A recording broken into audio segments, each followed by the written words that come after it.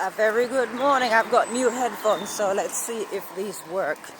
Right, so yesterday the training session was somewhat brutal to the extent I did go to the pool in the morning to do the stretching ahead of the session, but the session was so brutal I didn't actually, well, I slept a lot and I didn't actually get to work until 3 in the afternoon.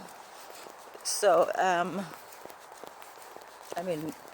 had enough sleep, so I was able to still hit my target for yesterday. But today, right, so today's the last, is it the last Friday before Christmas? No, it's not, so there's one more. Right, so next week, beginning on Monday, it's going to be 7 days a week pool and sauna. And I'm going to take Christmas Day and Boxing Day as my rest days. And then literally it's going to be all the way through until normality resumes on the 2nd of January. Full tilt training. So anyway, so yesterday's session was so brutal that it wiped me out basically. But I'm like this. I don't want to ever be in a situation with anyone that I employ who is going to I don't know, let's say with a personal trainer, for example, who is going to take it easy on me. I demand to be pushed to the level that I'm capable of being pushed. Obviously without going over the top. But if left to me yesterday, alright, let's just say I was in the gym on my own doing the equivalent of what he had me doing, I wouldn't have pushed myself that far. So hold on, I'm just crossing the road.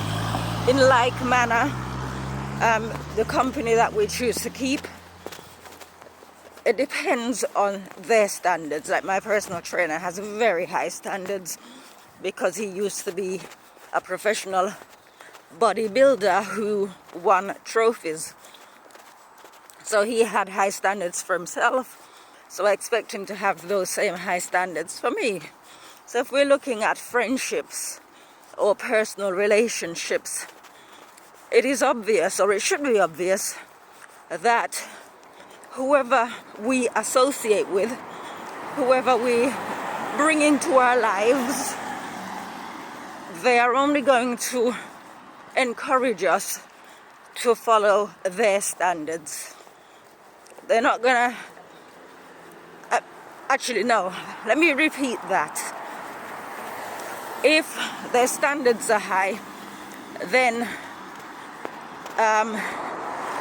not saying they're gonna drag us up to their standard, but if we follow them, our standards are gonna be raised. Not necessarily to their level. Obviously I'm never gonna be as fit as my trainer, because he's a man for a start. And he can lift heavier than I can. So he's going to drag me towards, let's say, towards his standards. If it be the case that we associate ourselves with people who have lower standards than us, unless they are inclined to be motivated towards our standards, the higher standard, they are going to drag us down towards their standards, even if we don't get to the same level, the same basement level as them. Literally, that's how it works. I could give you an example of how this is happening to someone I know, and the individual is just being dragged further and further and further down. from the level at which they started. And I'm the kind of person, if I'm your friend and you'd come to me with a problem, I'm gonna tell you, or looking for my views, my opinion, I will tell you exactly what it is as I see it from my perspective. And unfortunately, some people will allow themselves to be dragged down because they are addicted to the individual who is dragging them down. As my friend would say, pick sense from nonsense.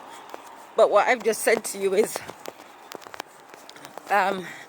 men-woman relationships. If the one is addicted to the other, or the other is so weak that they cannot shake off the other, knowing that that individual is no good for them, it's not gonna end good, because that person's gonna stick around. I'm talking about the parasite, will stick around until there's nothing more to take from that person, and will deplete the person to the extent they're no good to themselves. You talk to some homeless people and you will hear that their story is something to do with a bad relationship, right? I have talked to some of them when they've asked me for money, and it is, oh, you know, I was with somebody and this happened, right? And they ended up on the street. Not because they needed to end on the street. It's not because of financial situation. They had a mental crisis because somebody left them, or, you know, it's something emotional that had an impact. I am out here on my own. I'm just about to turn the corner to approach the gym. We had a conversation yesterday in the sauna. I'm talking about Christmas, the fact, and I brought up the fact that up until the point where my sister got ill and I ended up on her sofa looking after her, I spent Christmas by myself, by choice, because of the splendid isolation. Just being able to rest, to relax, and to not sort of be dragged to and fro, spending time with people when you want to go home, when you want to sleep, when you just want to have solitude. And it's interesting because more and more people are coming to that conclusion that is not a bad thing. When I started doing that some years ago, people looked at me as though I was weird and would mock me. But now, I guess, not saying that people are coming around to my way of thinking, but it's literally, I don't know. I suppose I was ahead of my time. But I don't even know how I got to this point of what I'm saying.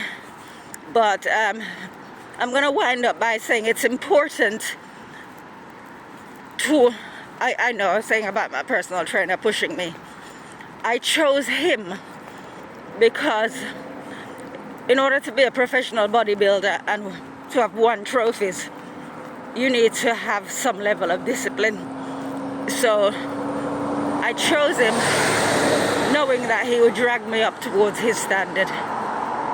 Right, so that's it.